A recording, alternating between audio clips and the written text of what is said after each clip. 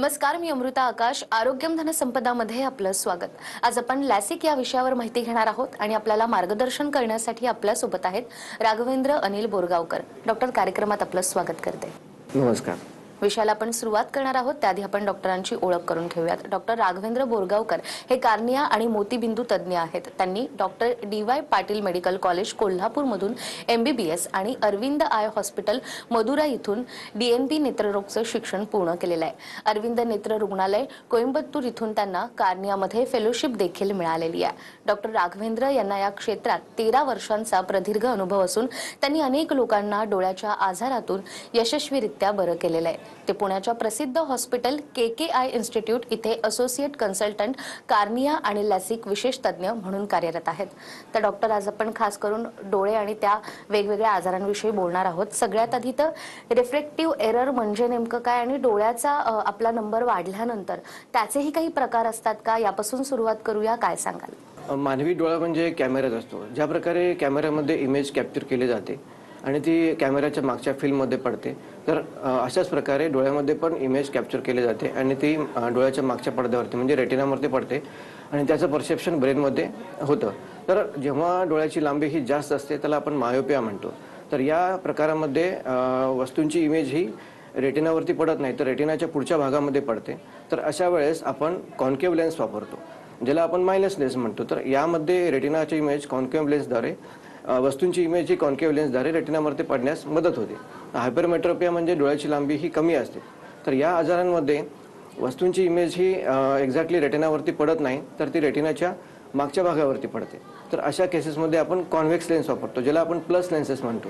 तर त्यामुळे वस्तूची इमेज ही रेटिनावरती पडण्यास मदत होते. आणि तिसरा दोष म्हणजे अस्टिग्मॅटिझम. तर अस्टिग्मॅटिझम हा जो दोष आहे तो कॉर्नियाच्या म्हणजे बुबुळाच्या एक विशिष्ट प्रकारच्या कर्वेचरमुळे आलेला असतो. तर त्यामुळं त्यासाठी आपण सिलेंड्रिकल लेन्सेस वापरून तो दृष्टीदोष बरा करू शकतो. अगदीच. मात्र एखाद्या व्यक्तीला चष्म्याचा नंबर आहे की नाही हे देखील आपल्याला तपासता येऊ शकतं का? हो, नक्कीच. यासाठी आपण वेगवेगळ्या पद्धती वापरतो, ज्याला आपण सब्जेक्टिव्ह रिफ्रॅक्शन आणि ऑब्जेक्टिव्ह रिफ्रॅक्शन. आता ऑब्जेक्टिव्ह म्हणजे काय असतं की त्यामध्ये बेसिक सायंटिफिकद्वारे म्हणजे शास्त्रोक्त पद्धतीद्वारे आपण चष्म्याचा नंबर चेक करतो.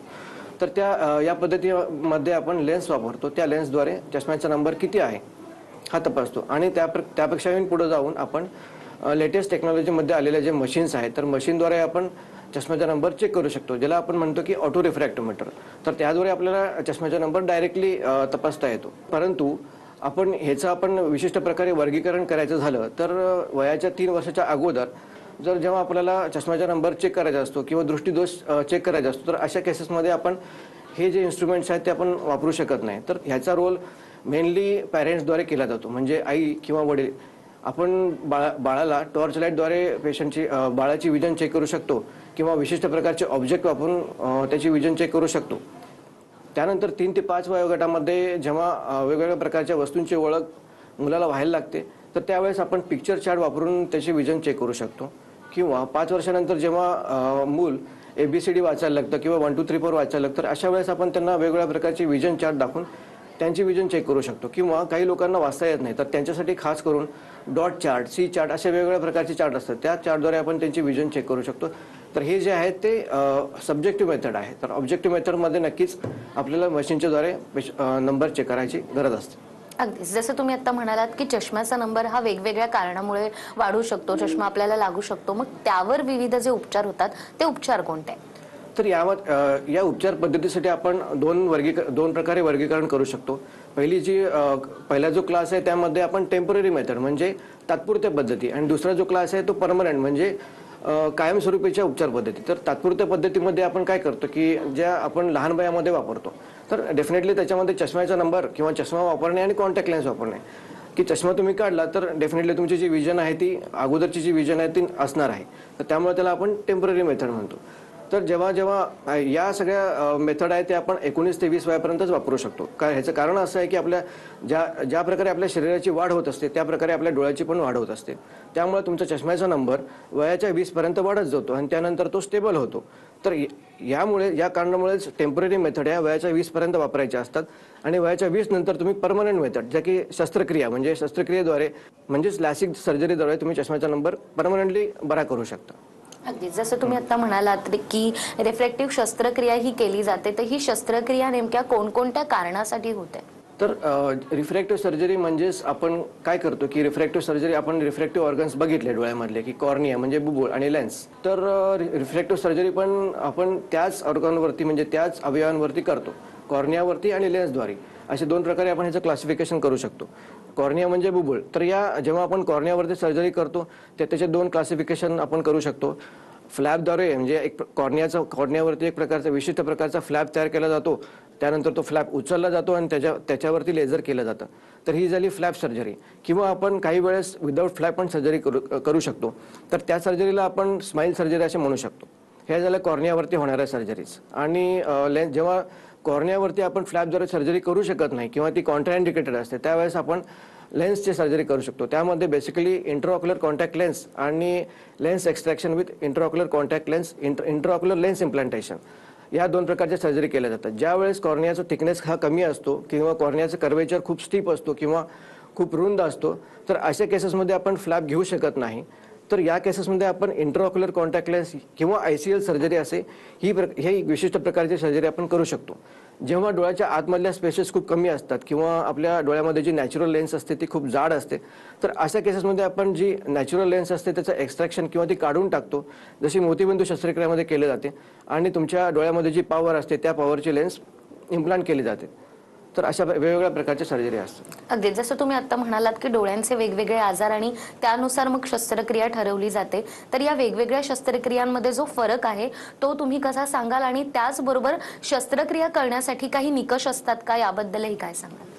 बेसिकली ह्या मेन 4 प्रकारच्या सर्जरी असतात. त्याचे जनरल टर्म्स म्हणजे स्टँडर्ड लॅसिक सर्जरी, आपण त्याच्यानंतर customised surgery, customised LASIK surgery म्हणजे कॉन्टुरा विजन सर्जरी, आणि तिसऱ्या प्रकारची सर्जरी आहे ती PRK, आणि चौथी स्माईल. PRK म्हणजे फोटो रिफ्रॅक्टिव्ह कॅरेडेक्टॉमी आणि स्माईल म्हणजे ही लेटेस्ट ॲडव्हान्स टेक्नॉलॉजीची सर्जरी आहे. तर या 4 प्रकारच्या सर्जरी आपण बेसिकली करतो कॉर्नियावरती. तर स्टँडर्ड लॅसिक सर्जरी म्हणजे काय असते की त्यामध्ये आपण फक्त पॉवर करेक्ट करू शकतो. ही सगळ्यात ओल्ड मेथड ऑफ करेक्शन आहे. तर त्यामध्ये फक्त पॉवर करेक्ट केली जाते. म्हणजे आपण 8 डायप्टरपर्यंत पॉवर करेक्ट करू शकतो किंवा 4 डायप्टरपर्यंत प्लस पॉवर करेक्ट करू शकतो किंवा सिलेंड्रिक पॉवर असेल तर 2.5 डायप्टरपर्यंत करू शकतो. तर या सर्जरीनंतर पेशंटला काही प्रॉब्लेम्स आढळून आले, तर जसे की colour vision, halos, glare, especially night driving करताना पेशंटला खूप त्रास व्हायचा. तर अशा केसेसमध्ये ज्या नवीन सर्जरी आलेल्या आहेत की कंटुरा विजन, तर ह्याचं कारण असं आहे की कॉर्नियाच्या वरती अनेक सूक्ष्म असे उतार चढाव असतात, ज्याला आपण ॲब्रेजन्स असं म्हणतो, स्पेरिकल ॲब्रेजन. ज्यामुळे हे जे प्रॉब्लेम आहे तो आपण पॉवर करेक्ट करताना त्याच्यामध्ये इन्क्लूड करत नव्हतो. कारण जे नवीन इन्व्हेन्शन झालं सर्जरीचं, त्यामध्ये हे सगळ्या प्रॉब्लेम्स इन्व्हॉल्व केले जायचे. त्यामुळे त्याला आपण लेटेस्ट टेक्नॉलॉजी म्हणतो. तर हा मेन सगळ्यात मोठा ॲडव्हान्टेज आहे स्टँडर्ड लॅसिक सर्जरी आणि कॉन्टुरा विजन सर्जरी. आता तिसरी सर्जरी आहे ती PRK. तर त्या अगोदर सांगितल्याप्रमाणे जेव्हा आपण कॉर्नियावरती फ्लॅप घेऊ शकत नाही, तर अशा केसेसमध्ये जेव्हा कॉर्नियाचा थिकनेस कमी असतो किंवा बुबुळाचा थिकनेस कमी असतो, तर आपल्याला PRK सर्जरी करावी लागते. PRK सर्जरी म्हणजे काय की फोटो रिफ्रॅक्टिव्ह कॅरेडेक्टॉमी. तर या सर्जरीमध्ये आपण कॉर्नियाचं जे वरचं आवरण असतं ते पूर्णपणे स्क्रेप करून काढून टाकतो आणि त्याच्यावरून लेझर बंबार्डमेंट केली जाते आणि परत त्याच्यावरून आपण बँडेज कॉन्टॅक्ट लेन्स ठेवतो, जी 5 दिवसानंतर काढावी लागते. तर या सर्जरीसाठी थोडासा हिलिंग पिरियड जास्त लागतो. तर पुढची सर्जरी आहे ती स्माईल. तर स्माईल सर्जरीमध्ये काय असते की कॉर्नियावरती कुठल्याही प्रकारचा फ्लॅप घेतला जात नाही. एका छोट्या सूक्ष्म इन्सिजनद्वारे 2 मिलीमीटर इन्सिजनद्वारे कॉर्नियामध्ये एंट्री केली जाते आणि एक विशिष्ट प्रकारचं लेंटिक्युल म्हणजे असे डिस्क तयार केले जाते आणि ते डिस्क, स्ट्रोमल डिस्क कॉर्नियामधून काढून टाकले जाते. तर अशा प्रकारची ही अत्यंत ॲडव्हान्स टेक्नॉलॉजी आहे. परंतु या सर्जरीमध्ये कॉर्नियाच्या सरफेसवरचे जे इलिव्हेशन्स आणि डिप्रेशन्स आहेत, ज्याला आपण ॲब्रेजन्स म्हणतो, ते इन्क्लूड केले जात नाहीत. तर त्यामुळे या सर्जरीचा हा सगळ्यात मोठा डिसएडव्हान्टेज आहे. आणखीन या सर्जरीमध्ये आपण फक्त +6 डायप्टरपर्यंत पॉवर करेक्ट करू शकतो किंवा हायपरमेट्रोपी असेल तर +2 डायप्टरपर्यंत करेक्ट करू शकतो किंवा सिलेंड्रिकल असेल तर 1.5 डायप्टरपर्यंत. त्यामुळे या सर्जरीचा हा डिसएडव्हान्टेज आहे. अगदीच. या सगळ्या प्रकारांमध्ये जर रुग्णाला कळलं की आपल्याला काय आजार आहे आणि आता शस्त्रक्रिया करायची आहे, तर ही शस्त्रक्रिया रुग्ण कशा प्रकारे निवडू शकतो किंवा जेव्हा तो आपल्याकडे येतो तेव्हा एक डॉक्टर म्हणून तुम्ही त्या रुग्णांना कसा सल्ला देतात? होय, नक्कीच. ज्यावेळेस आपण पेशंट आपल्याकडे येतो तर सर्वप्रथम आम्ही पेशंटची हिस्ट्री विचारतो. म्हणजे पेशंटचं वय किती आहे. कारण सगळ्यात महत्त्वाची गोष्ट म्हणजे लॅसिक सर्जरी हा आपण 19 ते 20 वयानंतरच करू शकतो. कारण तोपर्यंत चष्म्याचा नंबर हा वाढत जात असतो आणि त्यानंतर स्टेबल होतो. त्यामुळे पेशंटचं वय हा क्रायटेरिया खूप अत्यंत महत्त्वाचा आहे. आणि त्यानंतर आपण वेगवेगळ्या प्रकारचे रिफ्रॅक्टिव्ह मेथड्स चेक करण्यासाठी वापरू शकतो. जसे आपण मगाशी सांगितलेले आहेत सब्जेक्टिव्ह मेथड आणि ऑब्जेक्टिव्ह मेथड. त्यानंतर डोळ्यामध्ये विशिष्ट प्रकारचे डायलेटिंग ड्रॉप्स सोडले जातात आणि तुमच्या डोळ्याची अचूक प्रकारे पॉवर चेक केली जाते. त्यानंतर मागच्या पडद्याची तपासणी केली जाते, ज्याला आपण डिटेल रेटिनल एक्झामिनेशन असे म्हणतो. आणि यामध्ये काही दोष आढळले तर त्याची पण ट्रीटमेंट अगोदर करून घ्यावी लागते. डोळ्याचा दाब मेजरमेंट केला जातो आणि डोळ्यामध्ये कोरडेपणा म्हणजे शुष्कपणा जो असतो तो मेजर केला जातो, ज्याला आपण ड्राय आई मेजरमेंट असं म्हणतो. आणखीन सगळ्यात महत्त्वाची आणि अचूक तपासणी जी असते ती कॉर्नियाचं कर्वेचर मेजरमेंट, ज्याला आपण कॉर्नियल टोपोग्राफी असं म्हणतो. ज्या तपासणीवरती तुमच्या सर्जरीचं सिलेक्शन सगळ्यात अवलंबून असतं आणि ती अचूकद्वारे आपण करतो. अगदीच. तर डॉक्टरांनी सांगितल्याप्रमाणे डोळ्यासंदर्भात कोणताही त्रास होत असेल तर योग्य वेळेला निदान करणं आणि तपासण्या करणं खूप गरजेचं आहे. आणि त्यासाठी स्क्रीनवर तुम्हाला नंबर दिसतोय, त्या नंबरवर संपर्क करून तुम्ही डोळ्यांबाबतीत डॉक्टरांचं मार्गदर्शन घेऊ शकता. तर याच विषयासंदर्भात आपण डॉक्टरांकडून आणखीनही माहिती घेणार आहोत एका छोट्याशा ब्रेकनंतर.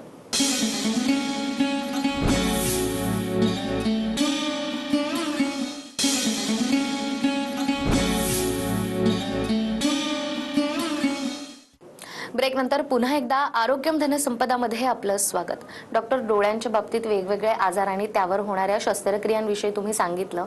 मात्र डोळ्यांची शस्त्रक्रिया म्हटली तर रुग्णांना कायम भीती वाटते, कारण प्रचंड वेदना या संपूर्ण उपचार पद्धतीत होत असते. तर या भीतीबद्दल आणि त्याचबरोबर जो सक्सेस रेट आहे या शस्त्रक्रियेचा, याविषयी तुम्ही काय सांगाल? म्हणजे प्रत्येक पेशंटला ऑपरेशनला जायच्या अगोदर भीतीही वाटणारच आणि ती भीती दूर करण्याचं काम डॉक्टरांचं असतं. आणि त्यांना पहिल्यांदा हा मोठा प्रश्न पडतो की या शस्त्रक्रियेच्या अगोदर वेदना होतात की नाही. तर मला असं सांगावं वाटतं की कुठल्याही सर्जरीमध्ये आपण इंजेक्शन देतो तर ही सगळ्यात मोठी भीती पेशंटच्या मनामध्ये असते. तर नक्कीच ही लॅसिक शस्त्रक्रियेच्या अगोदर आपण कुठल्याही प्रकारचं इंजेक्शन देत नाही. तर जे इंजेक्शनमध्ये आपण भुलेचं औषध वापरतो तर त्या भुलेचे थेंबाचे औषध डोळ्यामध्ये सोडले जातात आणि त्याद्वारे आपण शस्त्रक्रिया करतो आणि त्या औषधाचा परिणाम संपेपर्यंत आपली शस्त्रक्रिया पूर्णपणे संपलेली असते. त्यामुळे एवढा शॉर्ट पिरियड असल्यामुळे ते आपल्याला म्हणजे कुठल्या प्रकारची वेदना होत नाही.